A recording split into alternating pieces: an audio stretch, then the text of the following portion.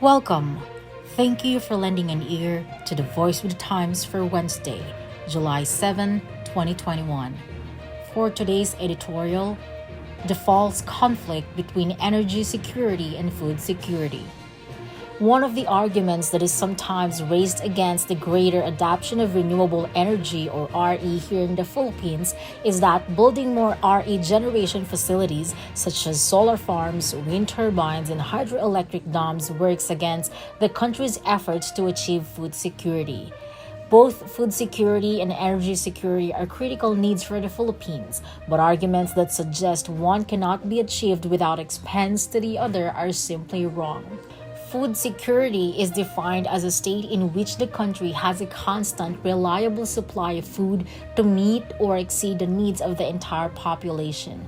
This can be achieved through food self-sufficiency or producing all the food needed domestically, but the latter is not strictly necessary for food security. Energy security, on the other hand, does require energy self-sufficiency because the resources necessary to create energy, unlike food, cannot be produced. In order to meet the country's energy needs, the Philippines is obliged to import most of its fuel, which leaves the country vulnerable to economic and political factors elsewhere in the world. That is a very insecure state indeed, but one that can be solved by turning to renewable energy, the resources for which are readily available to the country within our own borders. However, there is a belief among some that most forms of RA reduce the ability of the country to meet its food needs. This belief is based on two known factors, which makes it appear reasonable on the surface. First, there is the undeniable fact that the most common and cost-effective ways to generate electricity through renewable sources require land. Hydroelectric facilities have the largest footprint, and utility-scale solar installations of even motorized size can occupy hundreds of hectares. Wind power facilities do not occupy as much space, but on the other hand, they are relatively more expensive and difficult to deploy and are the least attractive of the various RE options. Second, the country's requirements for food are growing faster than its requirements for energy as the population grows. At the beginning of the decade, the United Nations Food and Agriculture Organization estimated that food production would have to increase by 70% over 2005 to 2000 levels to meet the goal of food security by the year 2050. By contrast, energy demand over the same period would increase by 40%. On the face of things, the difference in the numbers alone suggests that food security is a bigger priority.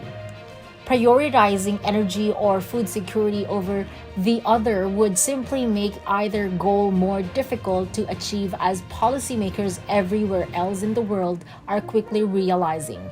Food, energy, water, and land are all interconnected in complex ways. No sustainable solution that addresses one can be created without addressing the others. Renewable energy, because of the flexibility it offers in terms of the scale and manner in which it can be deployed, is the only sensible approach to the energy part of that complicated formula that allows all of the rest to be productively addressed as well.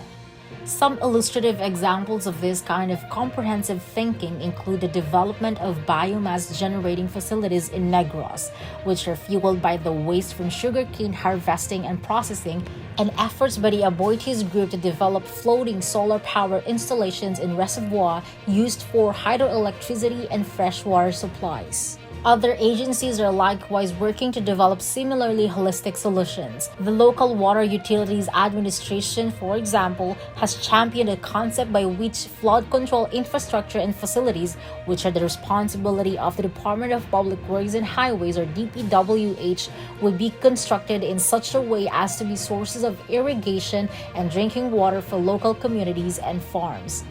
If the Philippines is to achieve its long-awaited goals of food and energy security, it needs to move away from the zero-sum thinking that fundamental change for the sake of environmental sustainability necessarily means sacrifice.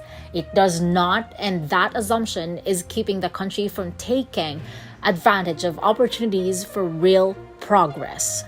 And that's the editorial for July 7, 2021. For more news and information, get a copy of the Manila Times on print. Subscribe to its digital edition or log on to www.manilatimes.net. Follow us on Twitter, Facebook, or Instagram. And listen to the Voice of the Times.